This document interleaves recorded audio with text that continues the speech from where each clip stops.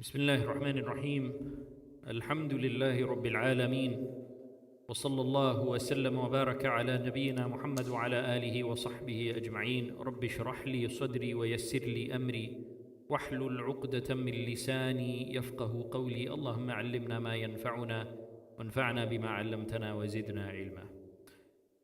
Last week we spoke about the UN decision that was made in 1947 to end the British mandate in Palestine and to establish two states on Palestinian land, one state for the Jews and one state for the Palestinians, with Jerusalem being under international supervision.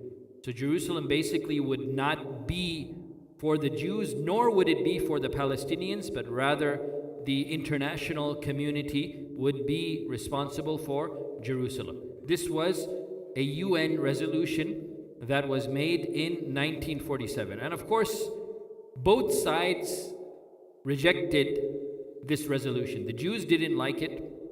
And the reason the Jews didn't like it was not because they were opposed to a two-state solution. They were fine with having their own state on a piece of Palestinian land, and for the Arabs having their own state. They were okay with that for the time being. But their main problem was the situation of Jerusalem. They wanted Jerusalem to be part of the Jewish state. They did not want it to be under international supervision. So for this reason, the Jews and the Hagana, they did not agree with this US plan. And of course the Arabs, the Palestinians, they also rejected this plan because they did not want two states to begin with. They had the right to all of that land and they didn't want the Jews taking even a piece of that land. So both sides were very upset with this UN resolution where they said that they were going to divide Palestinian land into two states. Then in September of 1947, the Arab countries, they held a conference where they decided to officially reject the UN proposal. And they rejected this idea of partitioning Palestine into two states. And they also decided that they would support Palestine. The Arab countries, they got together and they said that we will support Palestine with weapons and we will support Palestine with men, with soldiers. And we will help organize Palestinian military action so that they can defend their land. So the Arabs, they made these plans and they said that they were going to help the Palestinians. And then Europe, in response to this, Europe responded by actually arming the Jews, by sending weapons to the Jews, especially Czechoslovakia. That was the European arms factory. That's where most of the weapons of Europe would come out from Czechoslovakia. So Czechoslovakia took it upon themselves that they will arm the Jews in Palestine. So weapons started going to the Jews, right?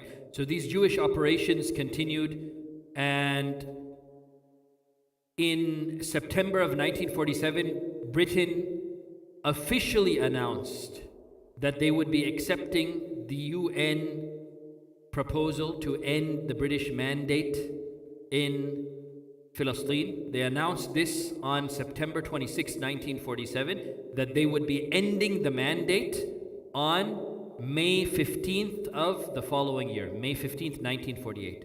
So they announced this in September of 1947, that they would officially be leaving Palestine and they would be ending their British mandate on May 15th, 1948. And they would withdraw and that the British would leave Palestine. So now the Jews found an opportunity that if the British leave, then we can immediately take Palestine, we can take all of the land by force. They felt that they had the power now and the ability now in terms of number, in terms of weapons, in terms of support. They felt that they had the ability to take Jerusalem specifically by force, right? Because that was the city that was in question right now. That was the city that the UN proposed to be under international supervision. But the Jews wanted it for themselves. So they saw an opportunity. They say when the British leave Palestine, we have the strength to actually take over Palestine or specifically Jerusalem, by force.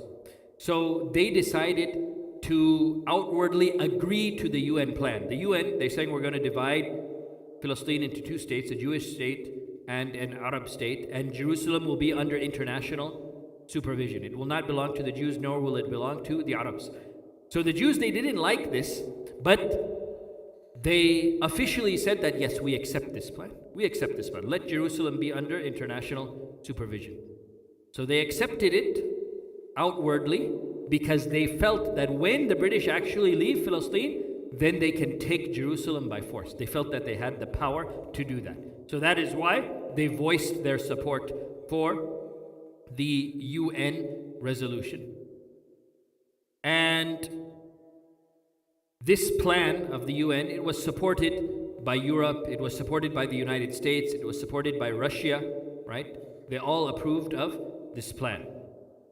So now the Palestinians and the Arabs in general, they're beginning to see that this is a clear plan to hand over Palestine from the British to the Jews.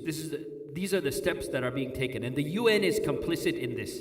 That the plan is that the British will leave and the Jews will take over, right?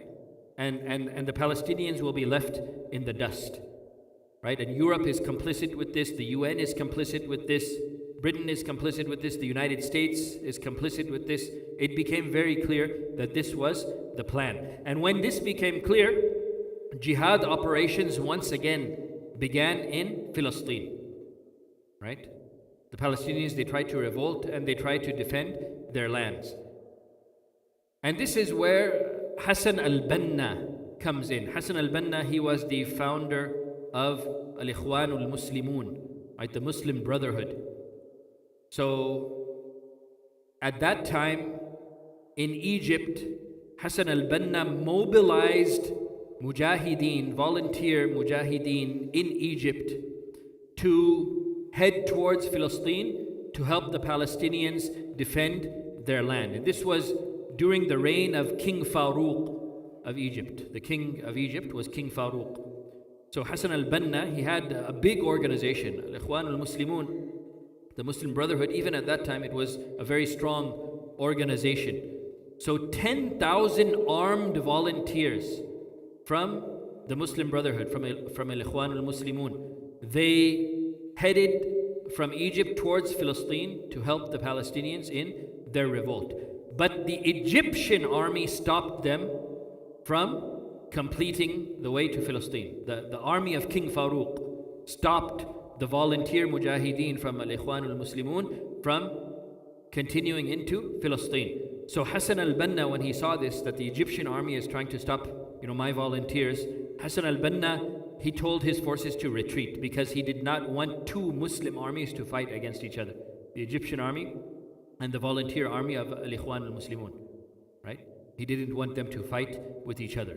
So the situation calmed down, and then Hassan al-Banna secretly, instead of doing it openly, now he secretly mobilized these mujahideen to infiltrate into Palestine secretly, right? Not openly, but secretly. So a number of these mujahideen were able to enter Palestine, and the revolt, the jihad continued. And al-Ikhwan al-Muslimun in Palestine, they were able to actually assassinate a number of British officials, and they were able to assassinate a number of Jewish figures as well. And there were actually assassinations against the British within Egypt as well. In the Suez Canal area and in Egypt, members of al-Ikhwan al-Muslimun assassinated British officials as part of this revolt. On November 29th of 1947, the UN officially issued its decree, and that was decree number 181 of the UN, where they officially divided Palestine into two states.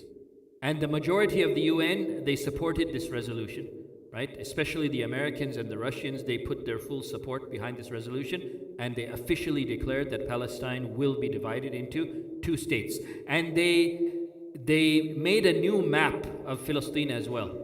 And they actually drew lines that demarked the Jewish state and the Palestinian state. What portions the Jews will have and what portions the Palestinians would have. And the way that they made this map is that they gave 54%, more than half. They gave 54% of the land of Palestine to the Jews. The Jewish state would be established on 54% of the Palestinian land, even though up to that time, the Jewish population of that land, the percentage of the population that were Jews was only 32%. So 32% of the population was Jews, and they were getting 54% of the land. The remaining 46% of the land would go to the Arabs for their state, even though the Arabs were 68% of the population. Right? This is the way that the UN made the new map.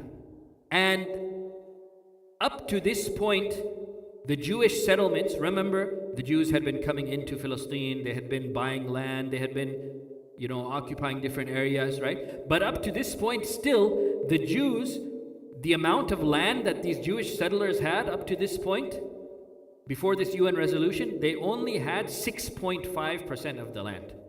And that includes all of the land that they brought, all of the land that they settled on. It still only was 6.5% of the land of Palestine, and the remaining 93.5% of the land of Palestine still belonged to the Arabs. But now with this UN resolution, they're saying 54% of the total land of Palestine will go to the Jews, and 46% will remain only for the Arabs. So basically, the UN resolution forcefully took half of the Arab land away from them, right? It forcefully took the Arab land away from them to just basically give it to the Jews, right? So this was something, of course, that made the Arabs, it made the Palestinians very, very angry. And the Hagana, the Jewish military arm, they also announced an invitation for all Jewish youth in the world to apply for military service. Come into Palestine, apply for military service, and take up strategic positions in the country. And to suppress any revolt from the Palestinians, America, with the support of Europe, they instituted an arms embargo on all of the Arab countries, right? No arms can go from America or from Europe to any of the Arab countries, because they fear that if any weapons are going into the Arab countries, these weapons will eventually infiltrate to the Palestinians, right? So this was the situation. So now the Jews, they're getting arms from Czechoslovakia and from Europe. They're getting arms, they're getting stronger. They have been promised more land now officially by the UN, right? So the Jews are getting stronger and stronger. And as for the Arabs, right, they're not able to stage a successful revolt because they're not organized and they don't have weapons either. So the Jews, the Hagana, took advantage of this situation. They took advantage of the fact that now they have the upper hand, and the Arabs are weak. So the Hagana intensified its operations. They started killing more Palestinians. They started forcing Palestinians off of their land. They started massacring the Arabs and the Muslims and the Palestinians in the land. And what is known as the Nakba began. And this was a brutal mass killing and ethnic cleansing of Palestinians perpetrated by the Jews, forcing the Palestinians to either leave their land or die, right? If they don't leave their land, then they were killed, right? So this is something that started in late 1947, going into 1948, the Nakba, right? A mass killing of Palestinians with the intention of basically getting rid of them. Ethnic cleansing, that's what it was. Let them leave this land, and if they refuse to leave, they will be killed. Right? So this is what started, and the situation became very, very bad. And they were getting support. These Jews who were doing this, they were getting support from Europe and getting support from America as well. American Jews in America were very wealthy. They announced millions and millions of dollars of donations to the Jews to help them to establish themselves in Palestine and to establish their state in Palestine. Now, even though up to this point, the Jews still, they were not an official state. No state had been declared for them yet. The lines had been drawn, the plans had been made, but they still didn't have an official state yet at this point. They didn't have an official army. The Hagana was their military arm, but it was not an official army, right? So they did not have an official state. They did not have an official army, but still the British sold these Jews, they sold the Hagana 20 military aircrafts.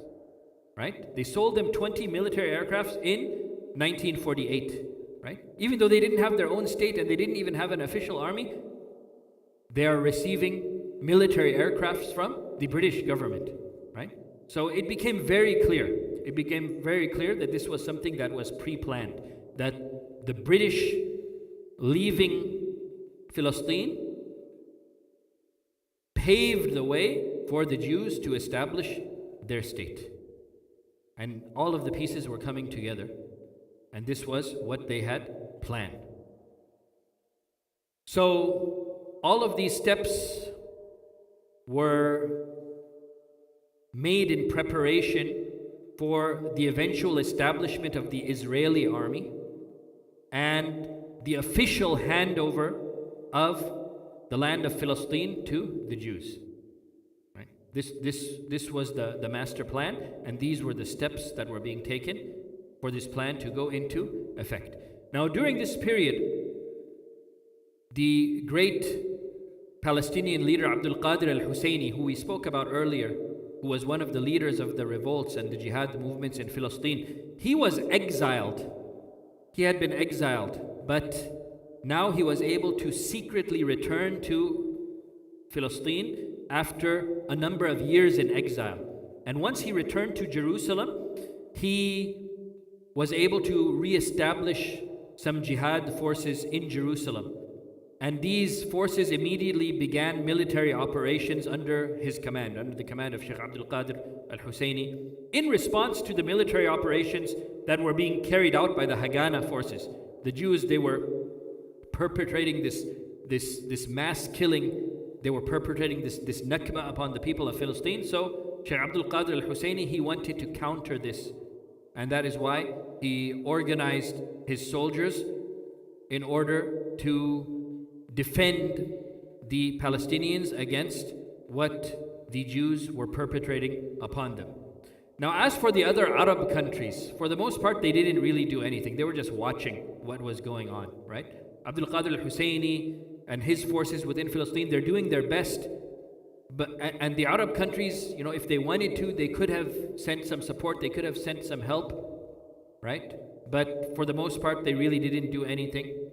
And they just watched what was going on from the sidelines. Now, on the other hand, the Jews were being supported by Europe and by America. The United States actually sent armored vehicles to Palestine for the Jews, to support the Jews, right? The United States became one of the strongest supporters of the Jews during that period of time. Then in 1948, a big incident occurred. The Jewish Hagana attacked the village of al-Qastal. They attacked the village of al-Qastal, which is west of Jerusalem. And they were able to seize this village, and they were able to expel all of the Palestinians who were in that village. Al-Qastal, if you translate it, it literally translates into the castle, right? And it was known as Al-Qastal because it was one of the most fortified cities in Palestine. So the Jews were able to take over the city and expel the inhabitants of the city. And Abdul Qadir al-Husseini, rahmatullahi alayh, he with his forces, they wanted to retake Al-Qastal. They decided that they're going to go to Al-Qastal and they're going to expel those Jews and they're going to reconquer this city. Now, the conquest of Al-Qastal by the Jews occupying and taking over Al-Qastal, this was actually the beginning of a Jewish plan that was called Plan D, or the plan of Dalet, right? And this plan was the Jews wanted to occupy as much of Palestine as they could before the British officially left. The British were going to leave officially on May 15th, 1948. So the Jews, they wanted to take over as much land from the Palestinians as they could before that date. Before that date. So this was part of that plan. So, of course, Shaykh al-Qadir al-Husseini and his forces, they tried to retake the city of al-Qastal, and they tried to garner support. They spoke to the Arab nations to send soldiers, to send support, right? They tried their best, but of course the Jewish forces, they had much more support. They were trained, they had a greater number of soldiers, they had better equipment, they were heavily armed by Czechoslovakia and Britain and France. And the Palestinian forces, for the most part, they were scattered. And the Mujahideen, even though they were sincere, they really did not have support from the outside, right? So here, Abdul Qadir al-Husseini rahmatullahi alayhi, he still, even without support, he decided to take matters into his own hands, and he moved with the small group of men that he had. He had only 56 people with him. Only 56 people with him. But he went with those 56 people with the aim of retaking al-Qastal. With the aim of retaking this village that the Jews had taken from the Palestinians. So this was on April 5th, 1948. Just about a month before the British are slated to officially leave Palestine. So Abdul Qadir al-Husseini and his men, they managed to besiege al-Qastal. And before leaving, Abdul Qadir al-Husseini, he met with the Arab Higher Military Committee of the Arab League of Nations. He met with the Arab leaders, right, of the other Arab nations, asking them for support. Send support, help us. But he was met with nothing but rejection.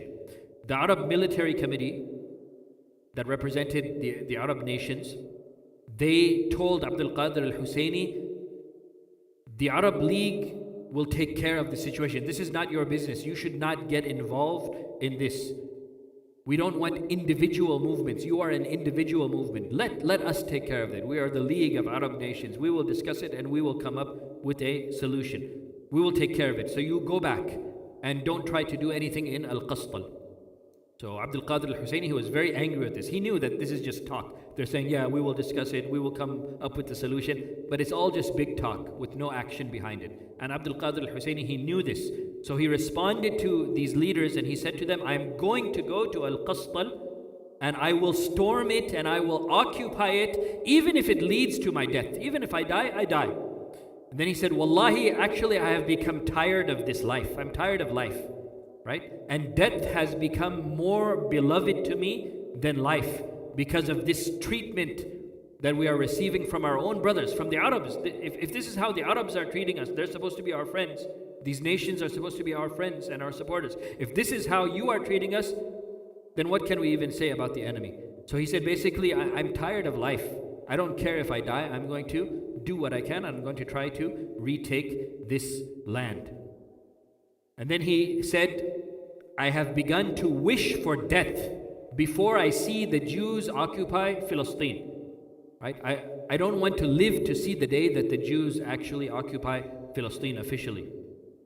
And then he said to them very frankly, he said to these Arab leaders, he said, the men of the Arab League of Nations, you people, you so-called leaders and the so-called military leadership of the Arab League, you have betrayed Palestine. He said it to them straight out, right? And without their support, he moved towards al-Qastal and he besieged al-Qastal, even though he had very limited forces, right? And he tried to appeal to locals to volunteer, to support him, to try to get al-Qastal back. And he announced to the people that we have surrounded al-Qastal, and if we get more support, then inshallah we will be able to end the Jewish presence in the city. We'll be able to take this village back, right? So he tried his best.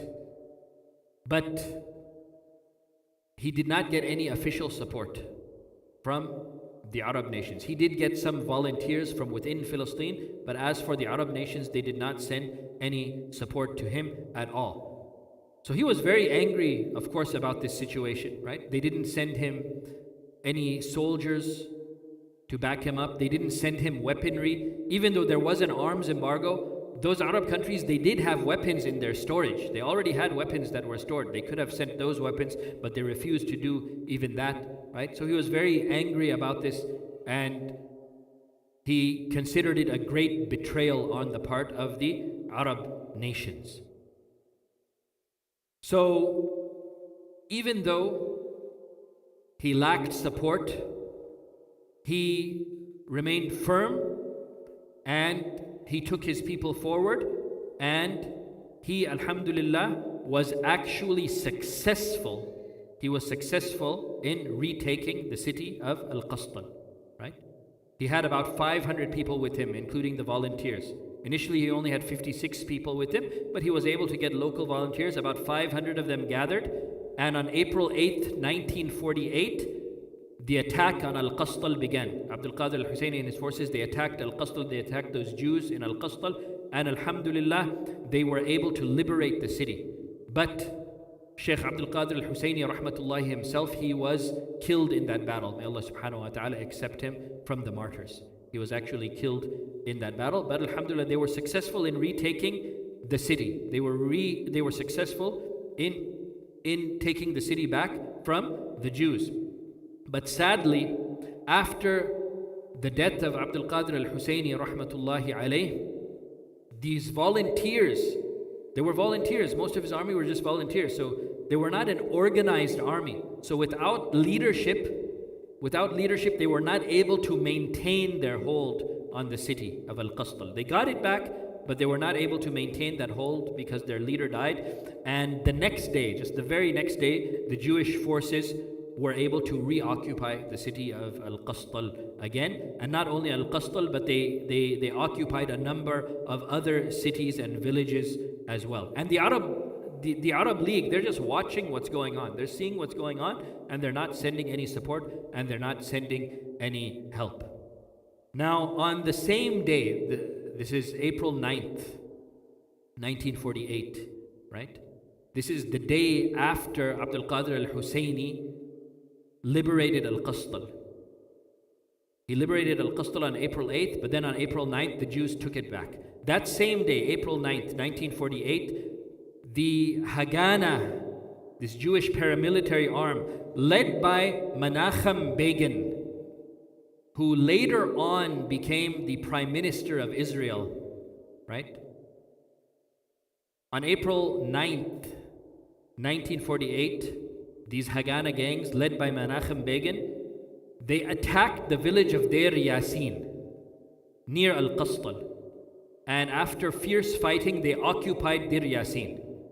And the atrocities that happened in Deir Yassin, the massacre at Deir Yassin, this is something that went down in history as one of the worst massacres ever recorded, right? April 9th, 1948.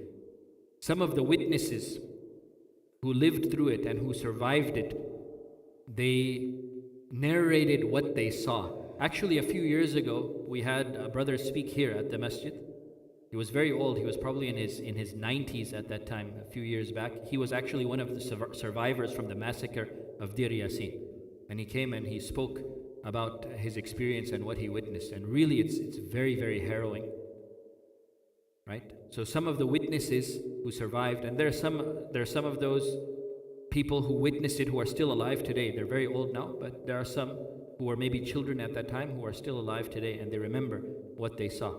One of the witnesses, one of those who was present during the massacre at Deir Yassin, he was a boy named Fahmi Zidan. And his whole family was wiped out. He was only 12 years old at that time, but later on he recounted what he saw.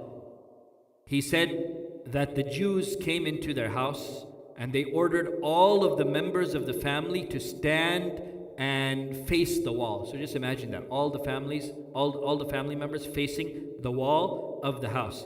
Then these Jews, they started just shooting them in the back, massacring all of them. And he mentions, he was only 12 years old, he mentions he was hit in the side as well, but he survived. And he said the children, some of the younger children, they managed to survive because they hid under the bodies of their dead parents. They hid and they pretended to be dead. They hid under the bodies of their dead parents. And this boy, Fahmi Zaidan, he was only 12 years old. And he said, I saw bullets tear through the head of my 4-year-old sister. Right? They executed his 4-year-old sister. Right? So he says, my father, my mother, my grandfather, my grandmother, my uncles, my aunts, my sister, and several of my cousins were all killed. And he witnessed that with his own eyes, right? These are first-hand accounts. Also, there was a sister. Her name is Halima Eid. She was in her 30s at the time of the massacre, and she was present. And she says that she saw a Jewish man shooting and hitting the neck of her brother's wife, her sister-in-law. A Jewish soldier shot her sister-in-law in the neck. And this woman, her sister-in-law, Halima Eid's sister-in-law, she was about to give birth. Right? She was a pregnant woman about to give birth.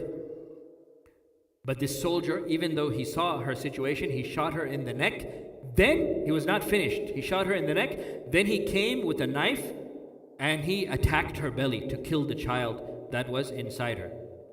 Right? And one of the women who was present tried to pull the child out of the womb. Right? The mother is dead, but maybe the child can survive. So she tried to pull the child out of the womb from this pregnant woman, but she was killed as well for trying to help. The woman who tried to help, she was killed as well. Look at the brutality of these people. In another house, there was a witness. Her name was Hana Khalil. She was 16 years old at that time, and she says that she saw a Zionist terrorist pull out a large knife and slice her neighbor. Her neighbor's name was Jamila Habash. So this Zionist had a huge knife and he sliced her from head to foot. He sliced her with a huge knife. And then he killed another neighbor named Fathi in the same manner. So these were the scenes on April 9th, 1948 in Deir Yassin. This was the massacre of Deir Yassin. And these scenes repeated from house to house. And it was not only Jewish men participating in this massacre, but also female Jews doing it as well. It was not only the men, it was women who were participating in this as well. Jacques Derene, who was the head of the Red Cross mission in Palestine in 1948, he witnessed some of the things that happened in Deir Yassin as well. He said, I saw young boys and I saw young girls. Right? Teenage boys and teenage girls, heavily armed with pistols, rifles, hand grenades, knives, daggers, right? And he said, I saw a girl, a Jewish girl, and her eyes were over, you could see in her eyes the pleasure that she was getting with killing these Palestinians. And her hands were drenched in blood. And he said that she showed off her bloody hands. She's killing people, this woman, she's killing people, and her hands are all bloody, and she's showing off her hands like it's a medal, like it's a prize, like look what I did, right? Proud of herself for what she did, right? This was the brutality of these people, right? This is how brutal they were back in that day, and they're still, the brutality is the same today. What's happening in Gaza, in this day and age, it's very similar to what happened at that time. These people, they have not changed at all. Menachem Begin, the leader of the massacre of Deir Yassin, he was the mastermind behind it, right? And he later on became the prime minister of Israel, right? He used to boast and brag about the massacre of Deir Yassin and what the Jews did on that day. He said openly and publicly, he said this operation, the Deir Yassin operation, caused the Arabs to panic. So they began to flee, terrified, before us whenever they heard of our arrival. When they heard, after what happened at Deir Yassin, the Palestinians became scared of us. And he's saying this very proudly, like it's a great accomplishment of his. So out of 800,000 Arabs who were living on the land of occupied Palestine in 1948, less than 200,000 remained because of the panic that struck them in Deir Yassin, right? And they to this day, the Zionists are very proud of this massacre, right? And they consider it a source of honor for them, what they did on that day. Wal-iyadhu billah, right? So this was the massacre of Deir Yassin, which took place on April 9th, 1948. May Allah subhanahu wa ta'ala have mercy upon all of our brothers and sisters who were massacred on that day, and may Allah subhanahu wa ta'ala count them from the shuhada. It goes to show you the brutality of these people. These are the type of people we are talking about. The same people who are perpetrating these acts on our brothers and sisters in Gaza, this is the same mentality that they had, 75 years ago as well, when they perpetrated the massacre on Deir Yassin and the people of Deir Yassin. So inshallah we'll stop there for today bi'idhnillah, and inshallah this will be our last session before Ramadan, and inshallah after Ramadan we will continue with these lessons on the history of the Holy Land bi'idhnillah. Jazakumullah khaira wa barakallahu feekum, wallahu a'lam, wa sallallahu wa sallam wa baraka ala nabiyyina Muhammad wa ala alihi wa sahbihi ajma'in.